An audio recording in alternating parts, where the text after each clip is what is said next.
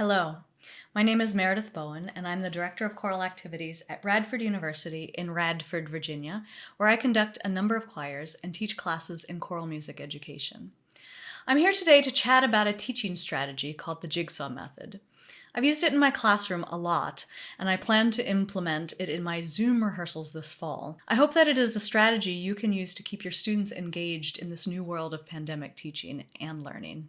I'll briefly give you an overview of the Jigsaw concept, how I've used it in choral classroom, how I plan to implement it this year, the benefits and challenges, and suggest ways you could tailor it to different concepts in your own classroom. You can find this information in the Google Place called the Professional Choral Collective Resources, and then in the Collegiate folder. But please don't be scared of the collegiate title. I think this strategy could be implemented at every level of learning. So what is the Jigsaw concept?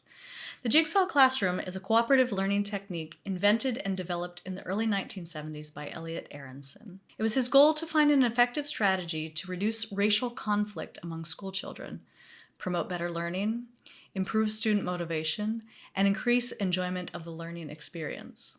Some things that we need to think about right now. You can find more about it at jigsaw.org. I first learned about this from my friend and colleague Stuart Chapman Hill. He was giving an interest session at CMA about how the brain learns and how we can use that information in the music classroom. I was struck about how this method aligns with my philosophy of creating a democratic classroom and allows me to be the facilitator of student-led learning. So this is how the method works. You divide your class into small groups. With each group, you assign a concept or a section of material to learn and have the students explore that together. Then, match a representative from each concept group into an expert group and have them teach each other the concept or material that they have mastered in their previous group. I really like this because I don't know about you, but when I first started teaching and I had to teach myself in order to teach somebody else, I learned so much about that subject matter, right? So this is just giving our students an opportunity to do that on a micro level. So this is how I've used it in the classroom and how I plan to use it this semester.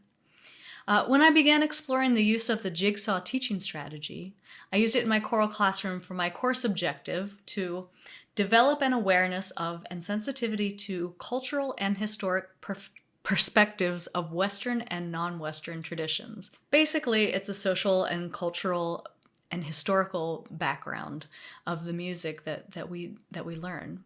I use it once the class is familiar with the notes and rhythms of the score and they've had some time to digest the text. I usually schedule half a class period to dig into analyzing the social, cultural, and historical aspects of the score. Typically, I choose 4 concepts and assign one concept to each section of the choir. For example, I might assign the sopranos to learn about the poet, the altos to learn about the composer, tenors to decode the text, and basses to discuss the formal structure of the piece.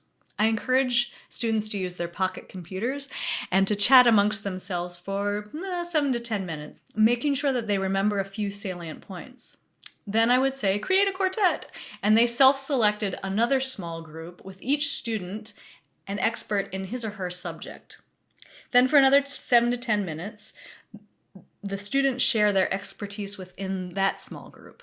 At the end of that, I chose to debrief with the whole class, just in case there were some pieces missing from their research. I've also used this teaching strategy when students are learning a section of music. I have the parts circle up and struggle with notes and rhythms, trying to figure it out with whatever tools they have available to them. That could be solfege, that could be a choral music education major, that could be their phones on their piano or their metronomes on their phones, yeah. Then they make the quartets and sing with each other. So they struggle as a bunch of sopranos, altos, tenors, basses, and then representatives then sing together. We would debrief at the end to see if there are any challenges that remain, and then assign that spot for homework or fix it at the next rehearsal.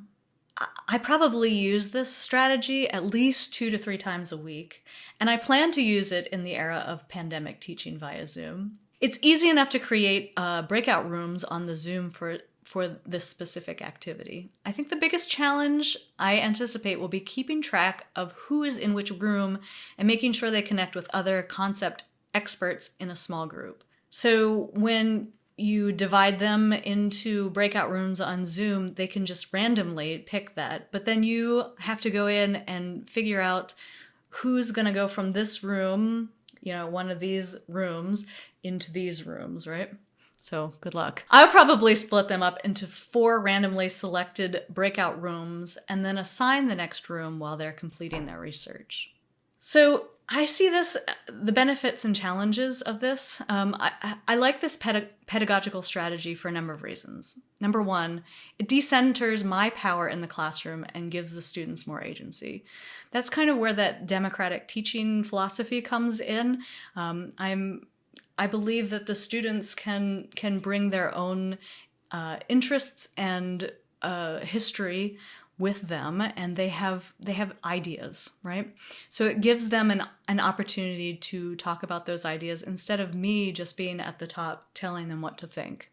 Number two, it empowers the students' learning by encouraging active engagement with the subject matter.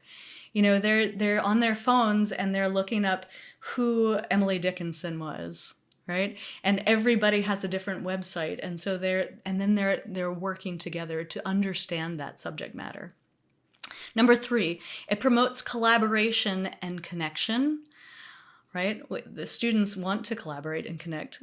How many times have we seen people just sitting around in a circle on their phones on social media, right? They want to be together, but they're scared of connecting. But this gives them a way to do that, right? And of course, through that collaboration and connection, it creates community. So simply put, the students master concepts much faster and a deeper level when I have enough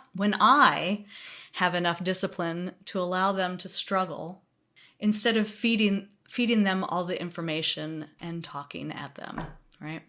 I know the students really like it too. They love the connection and the community it creates. And I've had folks tell me that they've fallen down rabbit holes clicking through links we found in Choir.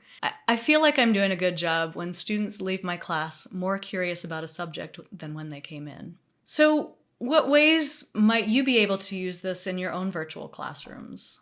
I think you could easily take this teaching strategy and customize it for your own virtual classroom.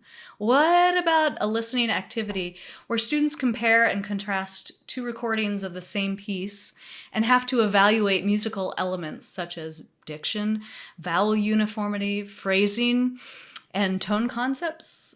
Or maybe a creative activity in which each group creates a melodic motive based on a set of harmonic and rhythmic rules for a circle singing activity.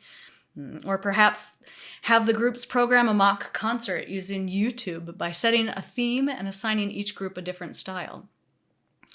To me, it seems the possibilities are endless. I think this strategy can be used at every level of teaching.